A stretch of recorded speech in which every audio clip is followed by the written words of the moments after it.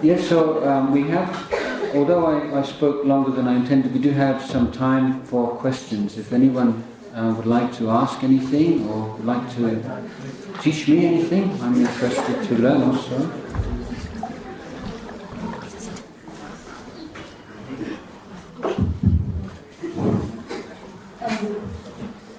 The mind is not question, but it's clarification.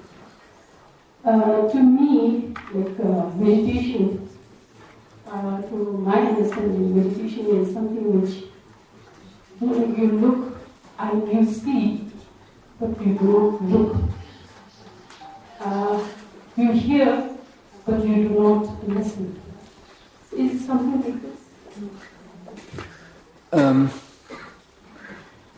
If that's more like the results of meditation rather than the technique or method of meditation. When the mind is very mindful and very calm and stable, then it does not react in the same way to stimulus from the outside world. So something can impinge upon your ear, but there's not the usual reaction of like, dislike, or making a big story out of something. And similarly with the eye, sees a form. I like just to tell a short anecdote. When my teacher, my guru in Thailand, has many Western disciples, and when the first group of monks trained in Thailand were invited to England to establish a monastery in England, they started off for the first few months or first year, they were living in the centre of London.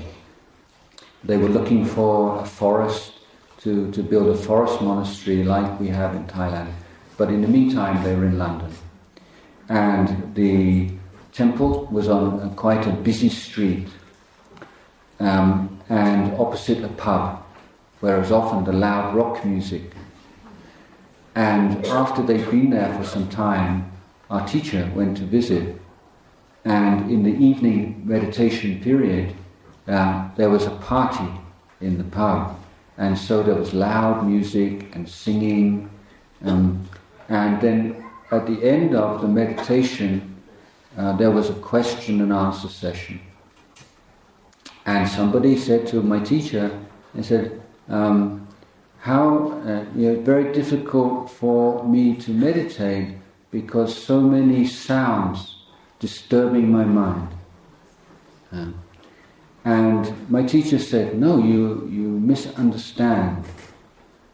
It was not the sound disturbing your mind. Your mind was disturbing the sound.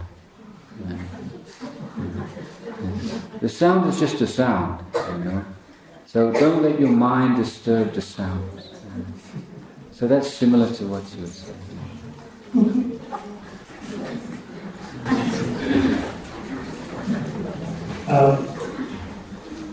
Your Honorable, probably this is based on the concept that we are practicing right in these schools. Throughout the country, probably the conception of GNH, educating for GNH, we came up with the concept of meditation classes. Probably children are asked to meditate whenever possible, even in the middle of a lesson, and they can already give their complete attention. But then, knowing that meditation is an internal sort of inner transformation, it sometimes becomes quite misleading for the young children, especially young mind. Because that would mean sometimes giving them a time to think something different than what you are actually asking them to do. Yeah. So sometimes what we understand is that we are, in some cases, in the way we are trying to mislead them with the concept of meditation and making them think something different than what we are trying to convert them. So we are not very sure what should be the crucial sparks in their life that could really lead to a sort of inner transformation, and then understand meditation as a complete concept rather than taking a very sort of misleading way. that currently might be happening. But then there is no such data to verify up and then say that they have been misleaded. But then to certain concept we can find that this might be happening because as I observed, even we try, and then sometimes we are completely guided by the meditation itself rather than taking really as a transformation.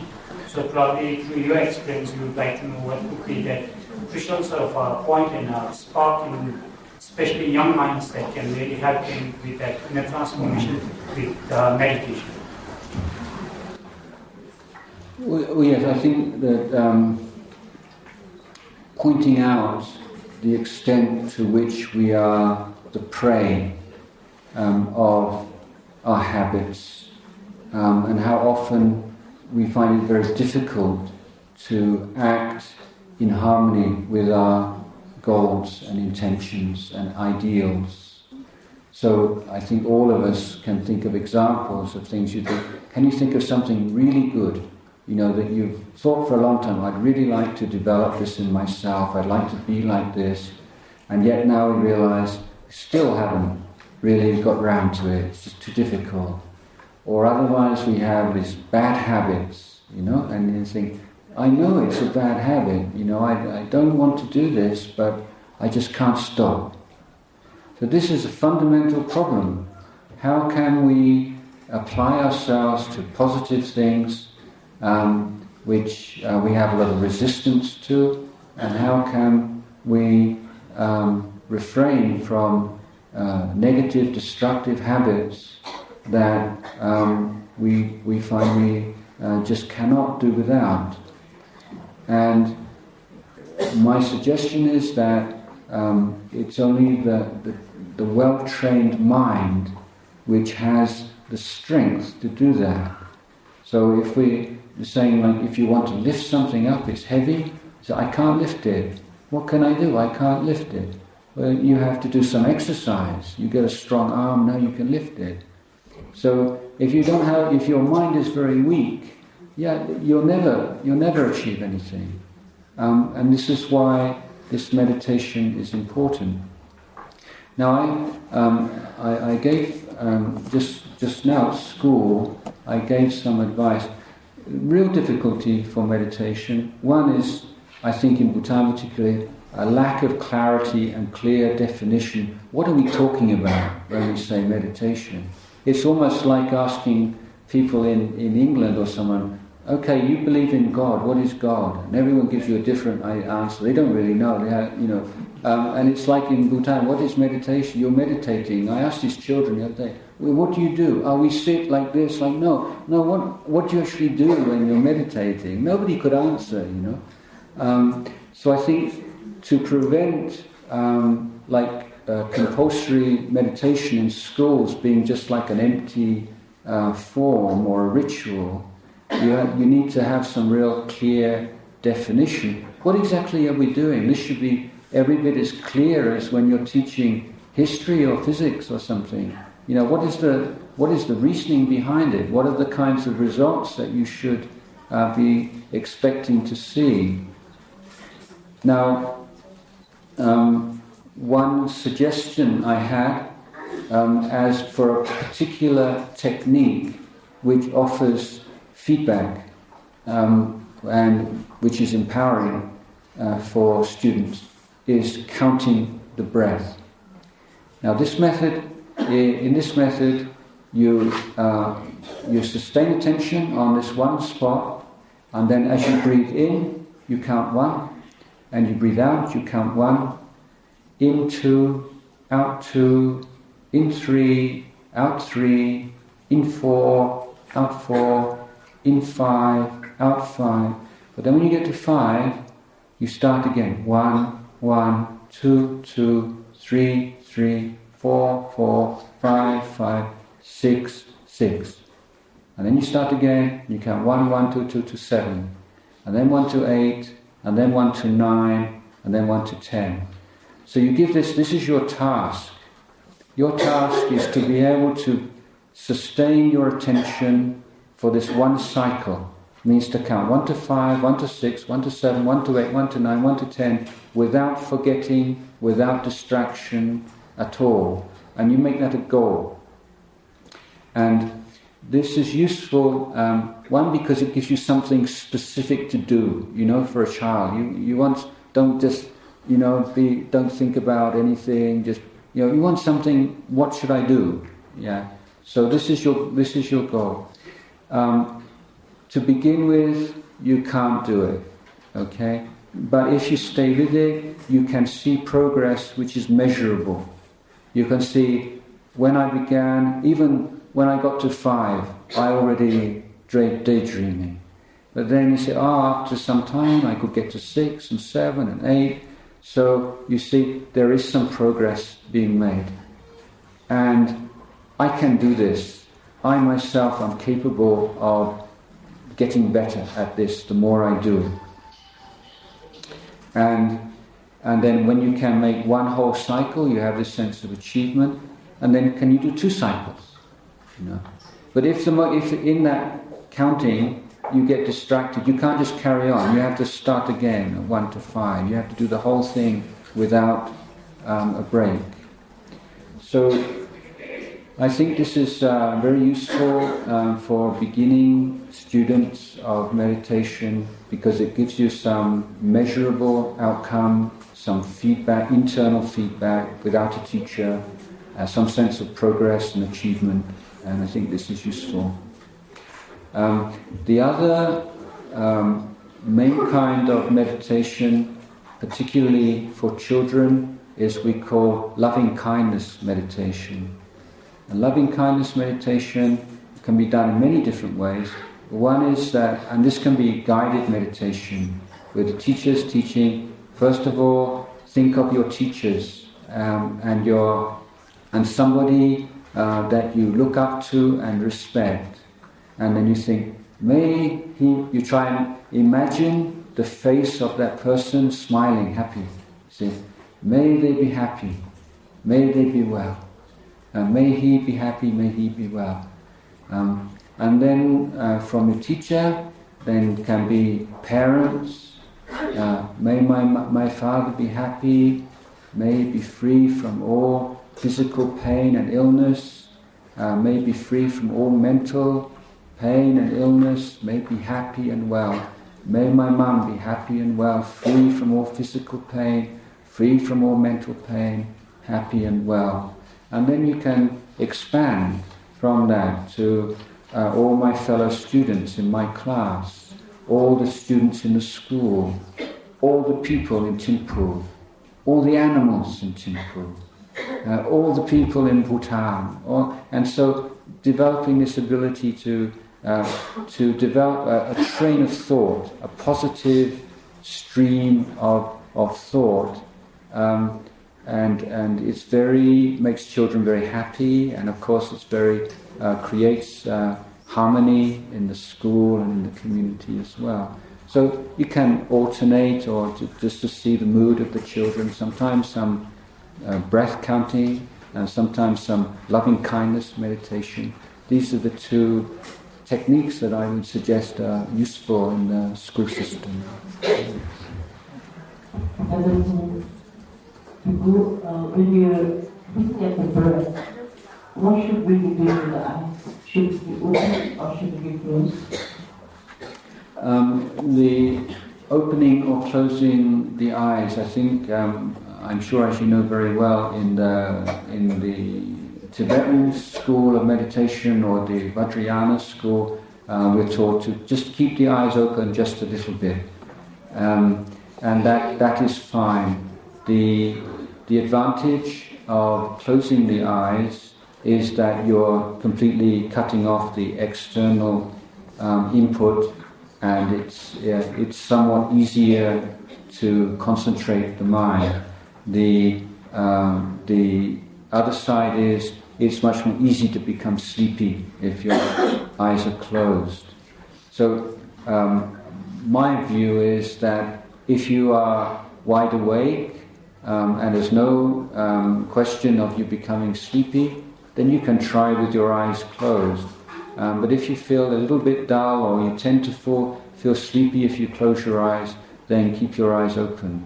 It's really a matter of individual preference, and what works. Always, in the end, in so many different techniques and teachers and views, in the end, you know for yourself what works. If you close your eyes and you get sleepy, then don't close your eyes. Keep your eyes open a little bit. But if you find with your eyes open still many distracting thoughts, then maybe try just for a short period to close your eyes and see if that helps.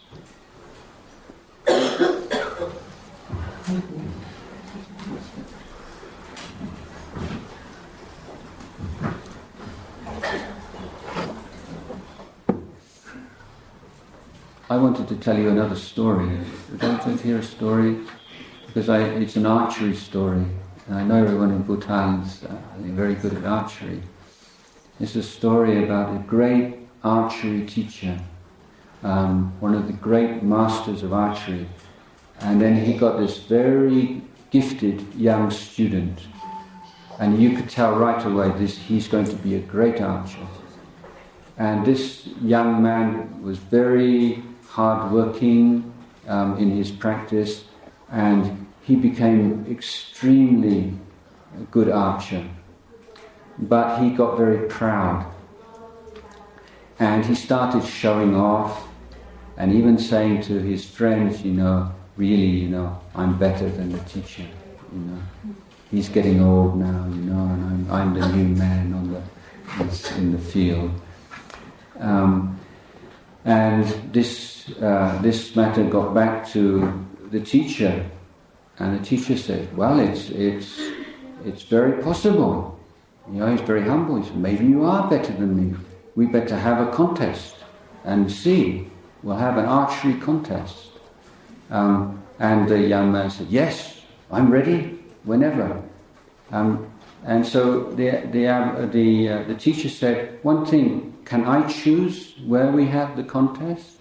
"Yeah, anywhere you like, in Thimphu, in Punakha, anywhere you want." And so the teacher said, "Okay." And he said, "Up there." And so he climbed the mountain all the way, and they came to this very deep crevasse. And over the crevasse there's just this little trunk, this wooden, very narrow plank of wood. And so the teacher walked onto the middle of the plank of the wood, and he hit his arrow, and then straight into the middle of a very small tree. And he said to the student, "Now your turn." And he saw such a long way down and such a very narrow piece of wood, and he was shaking like this, and shaking from fear of death so much that he couldn't shoot the arrow straight. And he's very angry. He said, "Teacher, you cheated. If we were down there, I would win." But the teacher said, "No. A true archer must be independent of conditions. It's easy to shoot straight when all the conditions are helping you. But where we can see the true master is when all the conditions are difficult." And this is the question is, we can all be very wise about other people's problems, or we can be very peaceful and calm when we have nobody's putting pressure on us, or we have no time constraint, or we have no enemies. But how can we sustain this quality of attention when everything around us is difficult? That's how we become like the master. And this is something we have to train. It doesn't come naturally. So although that young archer, technically speaking, he was the equal of his teacher, but emotionally he was far his inferior. So the technical and the emotional development need to be in harmony.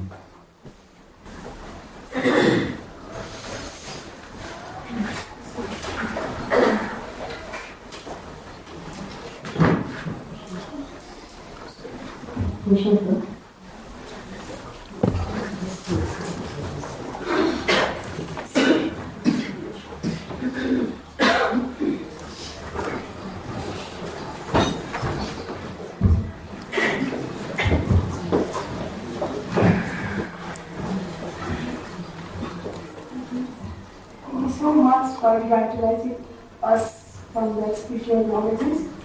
My curiosity is that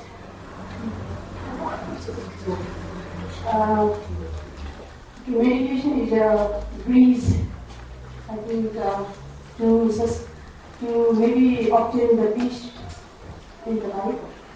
And once a person, after a lot of practice of meditation, if a person reaches to the state of mind that's called, a very special word that's called enlightenment. When a person reaches to the enlightenment state of mind, he becomes very much contented and peaceful. And because of that happiness, maybe if the person stops meditating, then will the person be transforming back into his original state, or he will remain contented throughout the life? And the next question is that once a person reaches to the enlightenment state, will that happen once in a lifetime, or will it happen again and again? I'm very much curious to know. Yes, thank you.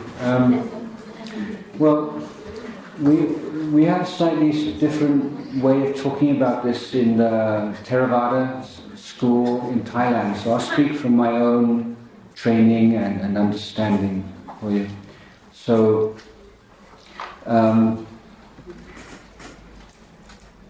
generally speaking, the development of meditation and there are two aspects in balance: the calming, stabilizing meditation, is called shamatha or samatha, and the vipassana or vipassana, which is insight and wisdom. So these things have to be developed in harmony. But we can compare that training to purifying or heating water which has some bug. So to kill the bug, you need to get to 100 degrees and to boil the water.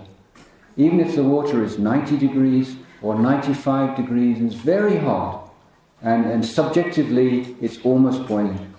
But unless you get to a boiling point, the bug will still be alive, and whenever the water cools down, you're in the same situation. So for the meditator who's not yet reached enlightenment level, then the benefits of meditation can decline because they're not fixed yet. But the enlightenment is at the stage in which these developments and transformation become fixed. So like, say if you're making cement, and you have sand, and you have gravel and water and cement powder. You mix the cement and the sand, and it's really quite mixed.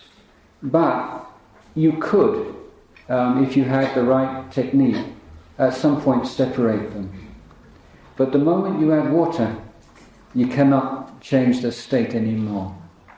So the enlightenment is like when the water's added. It's the state in which these things become fixed and unchangeable. But in my tradition, we talk about 4 levels of enlightenment, and that at each level, more of the negative qualities, the more subtle negative qualities, are abandoned. So the first level we call stream entry, and this is the crucial point, because after that, this is like we call shutting the door to the lower realms. If you reach that level of enlightenment, you are sure you can never again be born in the hell realm, or as an animal, or as a hungry ghost. That forever in the past. This is a fixed thing. And then there is further development of the same path to the 2nd level and 3rd level, and highest level is 4th level. But that's not to say that everyone goes through that same 1, 2, 3, 4. Somebody might just go right up to the 2nd level or the 3rd level in one jump. Is that clear? Yeah. Thank you so much.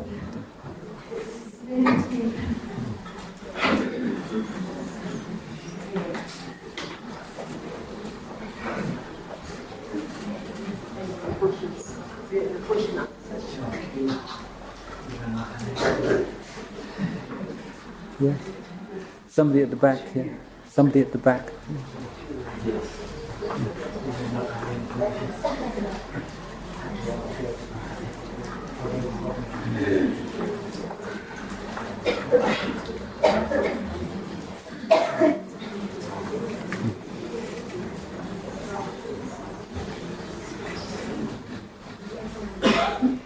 Very nice to be here today and get such valuable lessons from your Venerable One.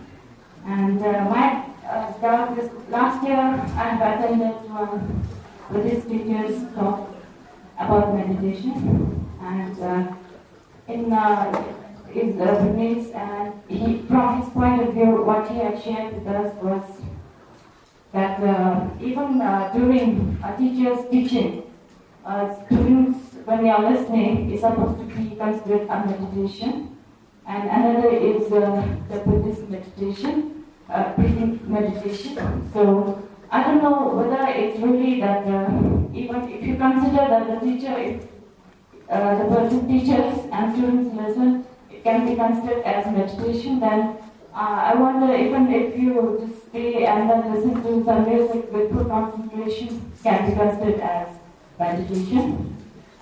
And I believe that during this breathing practice, the students are not able to focus, and half of the students may be doing that, but the rest, the children are vulnerable to distractions.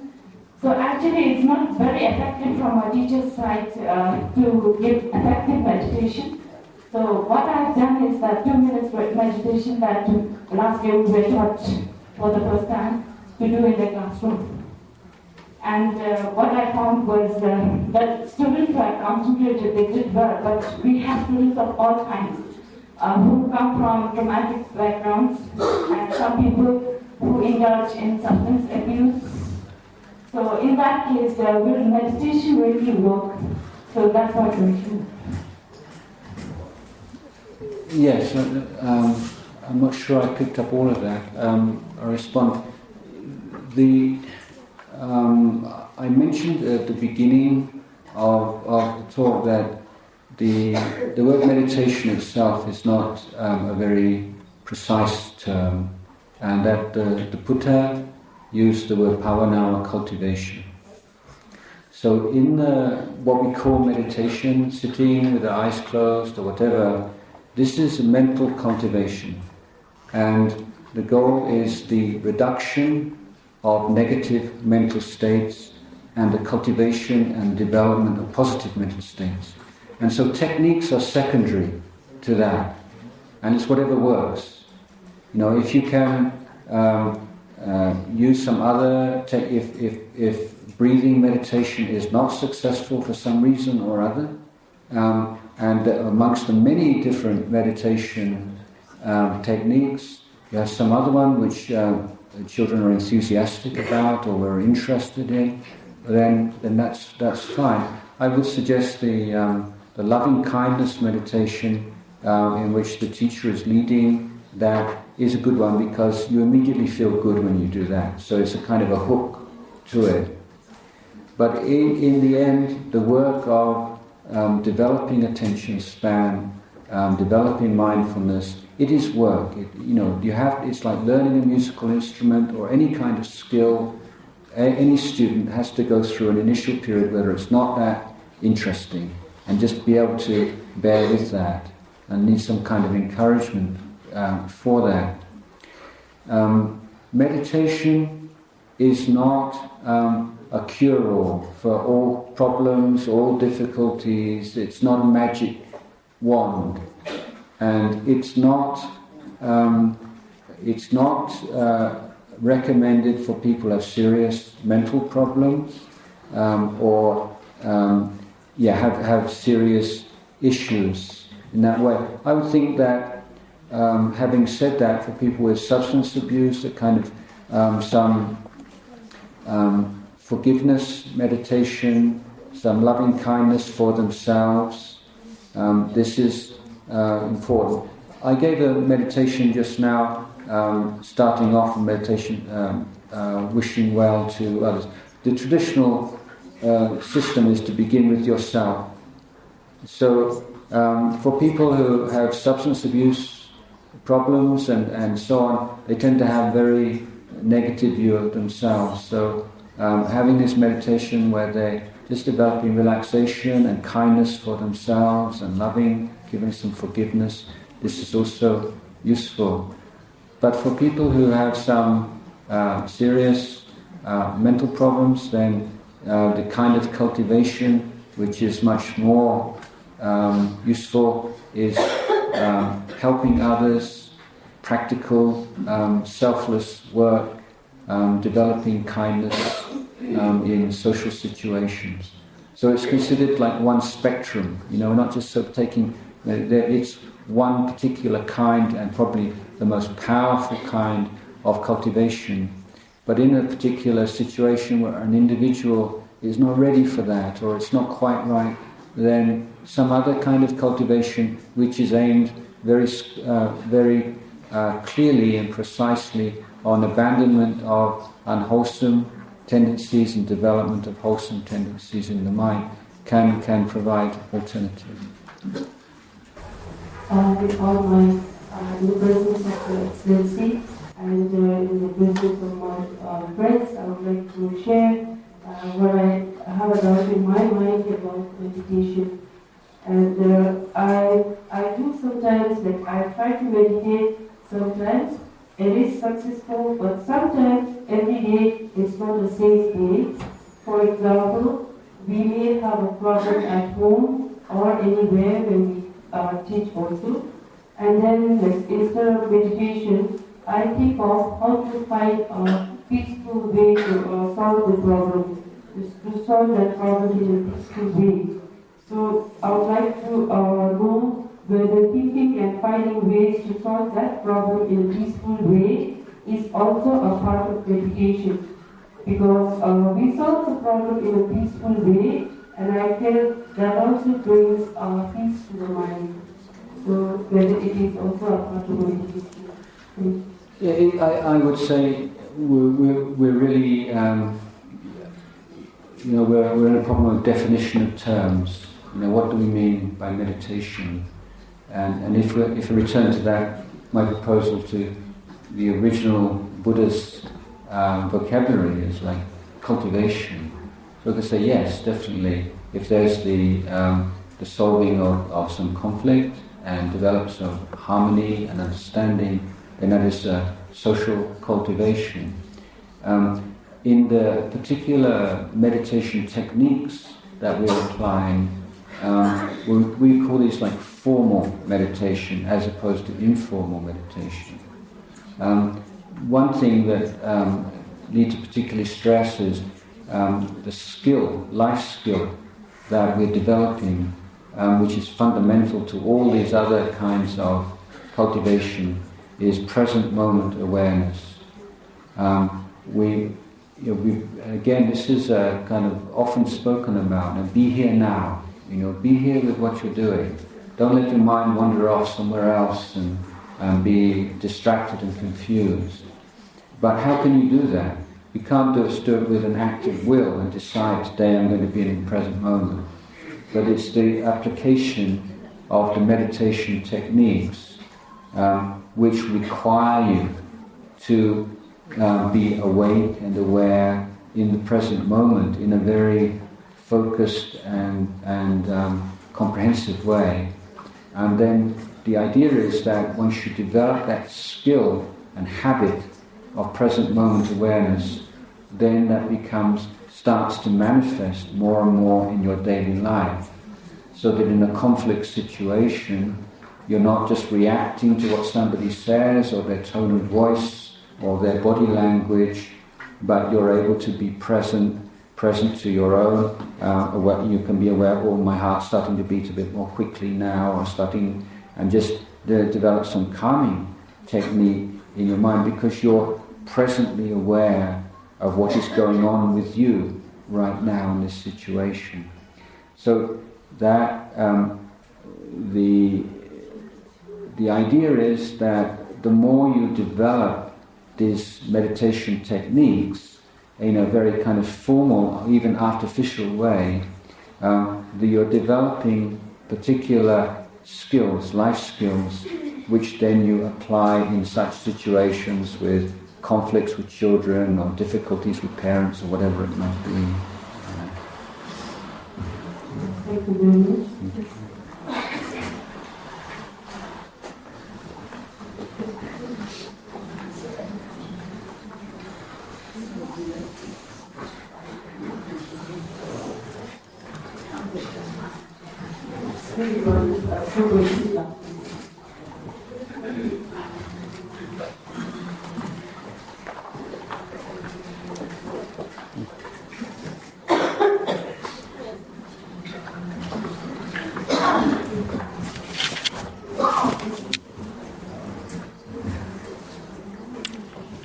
So your talk has been really informative. I just have a little question query in my mind. What's there beyond enlightenment? Suppose all of us sitting here would start meditating and then, if possible, would reach a state of enlightenment. What after that? What after that? What do we feel, or how would we use it in our lives? Because I know it's very difficult to reach that stage, but well, if you have a sort of like a flash or some kind of special experience in meditation, then it's probably not enlightenment. It's more likely to be a more temporary, special phenomena. So when the major issue in communities and cultures in which people meditate a lot is that the overestimation of their achievements. And so many people believe they're enlightened when in fact they've had some meditation experience which will pass away. The enlightenment, as I understand it, as we practice and study in our tradition, is a falling away of certain things. So it's not like you're attaining something. It means certain kinds of ways of looking at yourself and the world, certain negative qualities are now no longer there anymore. So it's not suddenly, you've got like a halo or a glow about you or something. And actually, a lot of people who are really glowing people, they're not enlightened at all. It's quite misleading. I've got a bit wary of people that look really glowy and charismatic. My teacher, one of his most famous and key teaching is, he said, it's not sure. He said, this is the way you relate to your experience. He said, it's not sure. Don't be so sure about things, So he said, when you like something very much, your teacher, it's not sure, because it's the things you like, and after a while you get bored with them. He said, I don't like this, I don't like that person. Well, it's not sure, it changes. And see how everything changes. Nothing is completely fixed or sure in this life. And it's developing a way of relating to experience in general. But he also applied this to enlightenment. So he said, so you think you're enlightened. He said, just teach yourself, it's not sure. So you don't even take that for granted. It means taking nothing for granted.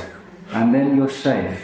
The moment you think, now I'm an enlightened person, and I'm this and I'm that, then, it's dangerous. But you stay with the present phenomena. What's your present experience?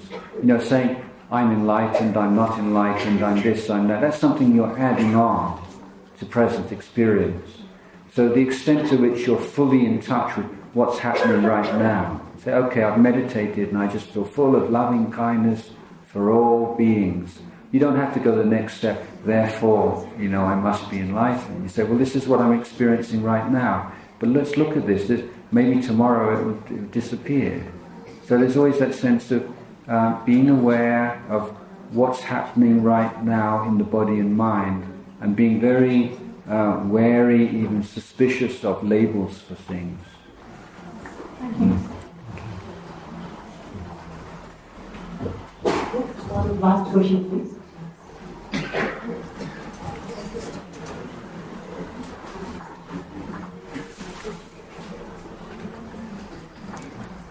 In that case, for you, I have one question. I think all of us know the impermanence. Everybody knows that we're going to go soon. But in spite of that, the suffering is there. People still inflict suffering at each other. And when you look at ourselves, we don't want to suffer. But still, with that knowledge, the impermanence is there, don't want to suffer. But still, we see that happening all around us. Is there any solution or remedy or knowledge like that empowerment?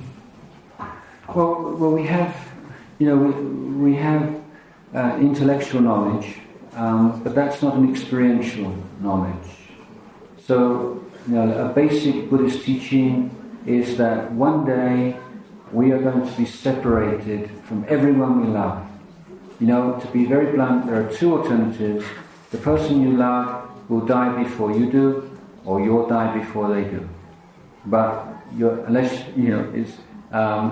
going to face separation. Probably to begin with from grandparents and then parents. Sooner or later, everybody is faced with the truth of separation. That's just inseparable from our life. Now, I think all of us hear that, and I don't think anybody would disagree. It's not possible to argue that. And we may think, well, yeah, we have some sort of wisdom and understanding of human life. But what happens when we are suddenly separated from someone we love? Suddenly we find someone we love has cancer, or is in an accident and dies suddenly. Then it's like all the knowledge and understanding just goes out the window. We just forget all about it. It's just meaningless. It's empty words. And this is the problem that we face, that we have as yet find it very difficult to integrate understanding and intellectual knowledge into our hearts. So one way of talking about cultivation or meditation is like building a bridge between your brain and your heart, so that you're experiencing these truths of impermanence and unpredictability and so on and so forth in your present moment awareness, not as a philosophy or as a theory, but as something you feel in your being. And I think that is the way.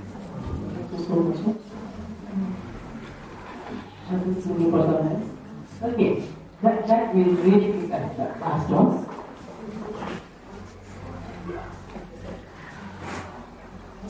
The both of us here was actually learn about meditation and enlighten ourselves. So actually from my side, I feel that it won't be complete without having a meditation here under the guided, your guidance. And since I really like to compliment on your Vulnerable's voice tone, it's very soothing, enlightening, and we'd like to have your voice in our minds henceforth. So I would like to request for a guided meditation here, where we can have a little experimentation, so we can guide our children with the voice in our hearts. Thank you. Okay, is that generally agreed upon? Everybody would like to? Okay.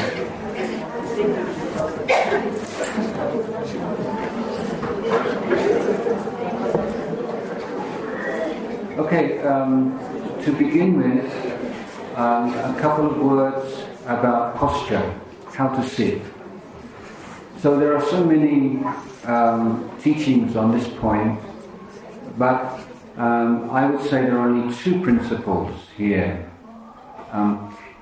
One is that we sit straight, but not rigidly straight, naturally straight, like a tree. And secondly, we sit still. So whether you sit on a chair if you've got bad legs or bad knees, or you sit on the floor, whether you sit full lotus, half lotus, whatever, these are the two principles.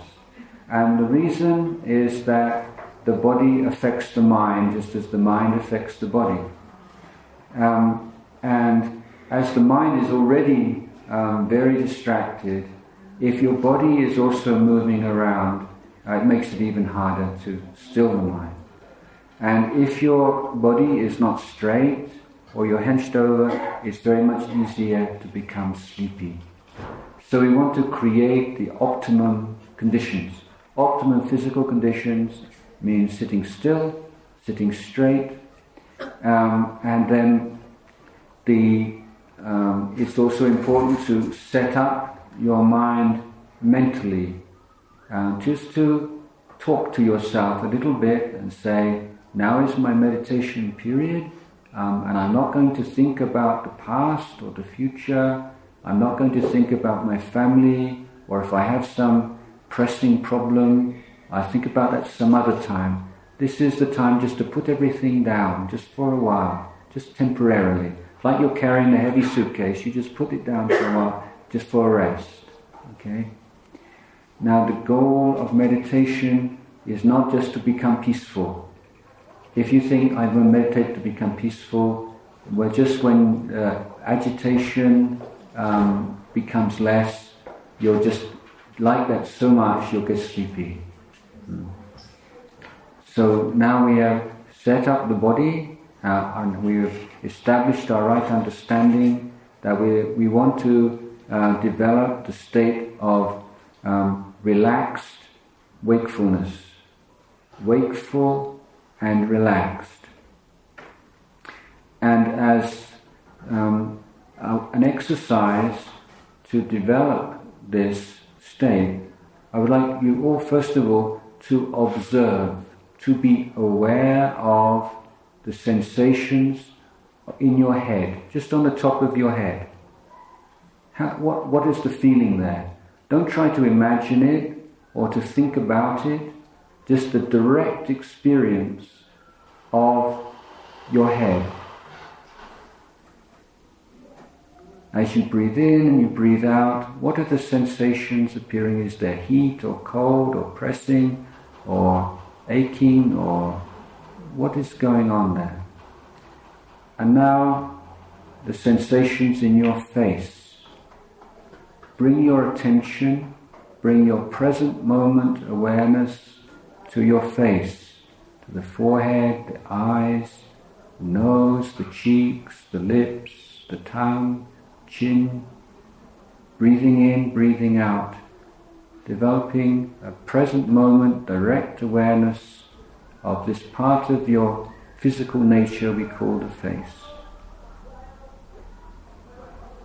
Breathing in, breathing out in a very natural way.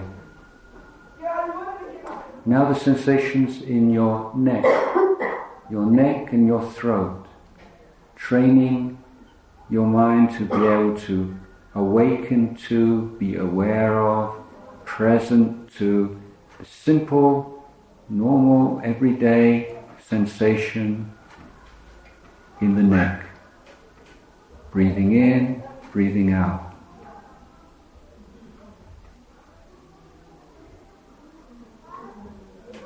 Now the sensations in your shoulders. The shoulders are where tension tends to accumulate. Be aware, simply aware, without judgment, without liking or disliking, without thinking and imagination. Really aware of the sensations in your shoulders.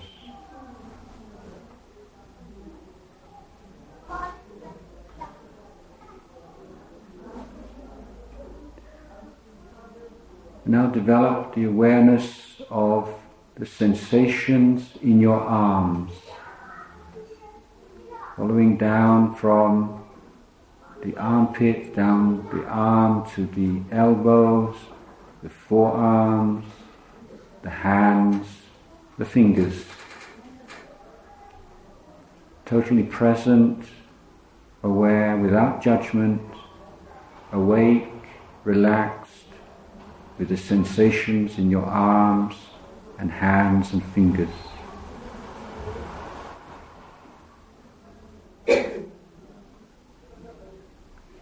Now bring attention to your chest.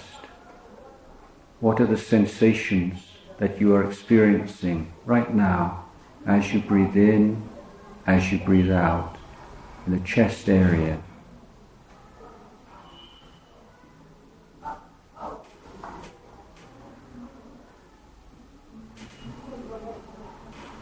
And now in the tummy, the belly area, as you breathe in, as you breathe out, what are the sensations?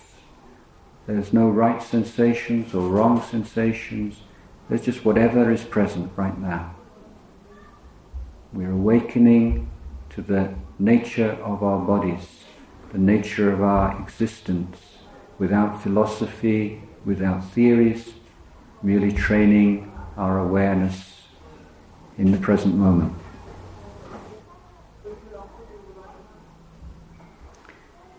Now bring your attention to the back, and from the base of the neck, down the back, aware of any sensations that are present as you breathe in, as you breathe out.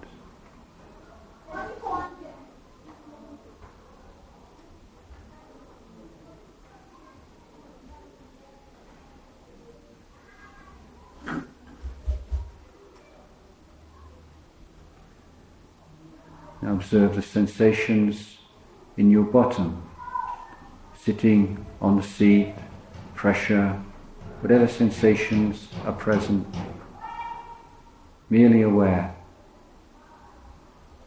as you breathe in, as you breathe out.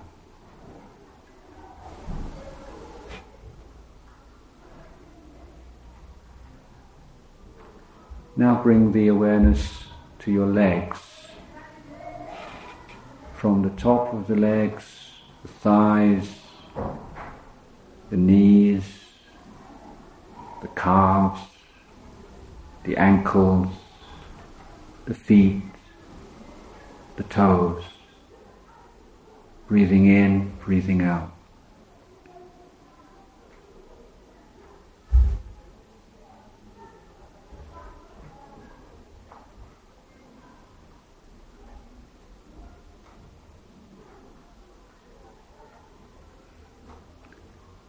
Now spread the attention and feel the present moment as experienced in the physical body, from the top of the head right down to the feet, without focusing on any one particular part of the body. Just feel as you breathe in, as you breathe out, the whole body breathing. As you breathe in, feel the breath in every part of your body. As you breathe out, feel the breath in every part of your body, leaving the body. Breathing in, breathing out, totally aware, present to your experience. This is the real world, the world of experience, not the world of memory or the world of imagination. This is the world as we experience it. Nothing to do, nowhere to go, nobody to be. Experience the present moment as you breathe in, as you breathe out. Awake, aware, relaxed.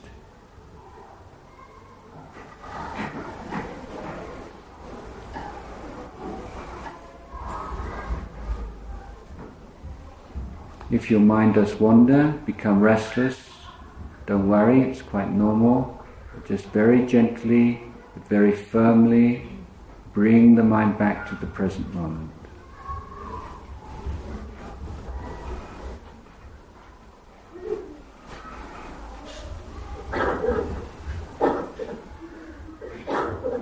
Now if you are experiencing some sense of contentment and interest in this present moment awareness, the next step is to focus the awareness on one particular point in the body. The point should be one in which you can experience the sensation of the breath very clearly, very comfortably.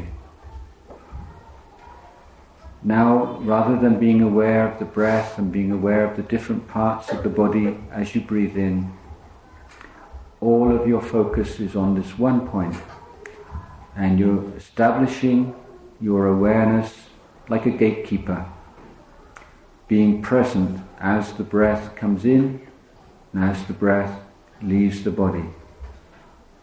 There's no body breathing, there's no person breathing, just a natural process happening by itself. Our duty is to be awake and aware, recognizing the nature of the in-breath and the out-breath, sustaining attention for the whole duration of an in-breath and the whole duration of an out-breath. At this stage you may be simply aware of the sensation of the breath, training the mind to be aware without distraction, or you may count the breath. The effort is to be not too tight, not too loose, just right. So that's enough for the meditation this afternoon. So did you enjoy? Yeah.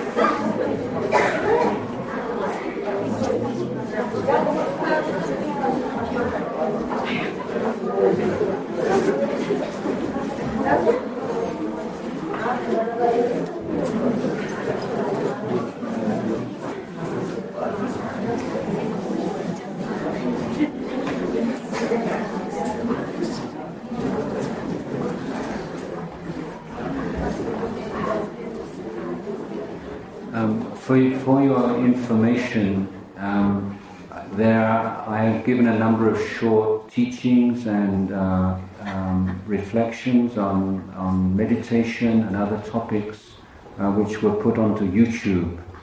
So if you have access to internet and you look up my name on YouTube, you can listen to some more. Okay, before we close, the last words of wisdom. Anything to tell us?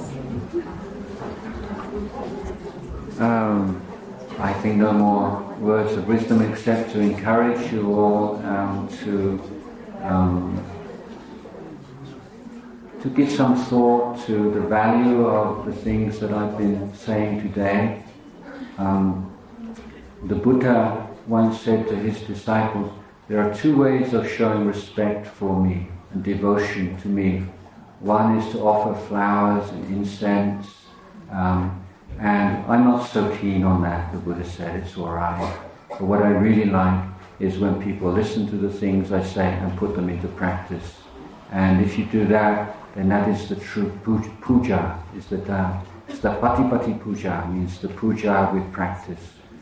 And I've been a monk now for 32 years, and I started off like most Western people with rather critical mind, and I met my match in the Buddha. I've never been able to find a single teaching the Buddha taught which I've been able to prove wrong. So I have great confidence in his teachings and his practices, that they do work, and they work for everyone. And it's not just for man or for woman or for Asian or European. These are universal psychological principles of development that we can all take from the Buddha and Buddhist tradition. And if we want to use them in a more secular idiom or environment, that's fine. They're there for everyone to make use of. So for your own happiness and welfare, and for happiness and welfare of your families and your students, I wish you every success in applying these principles.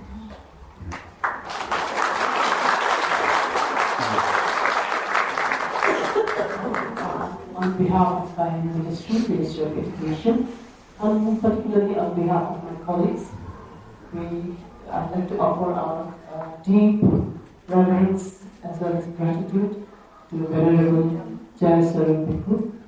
Once again, thank you so much.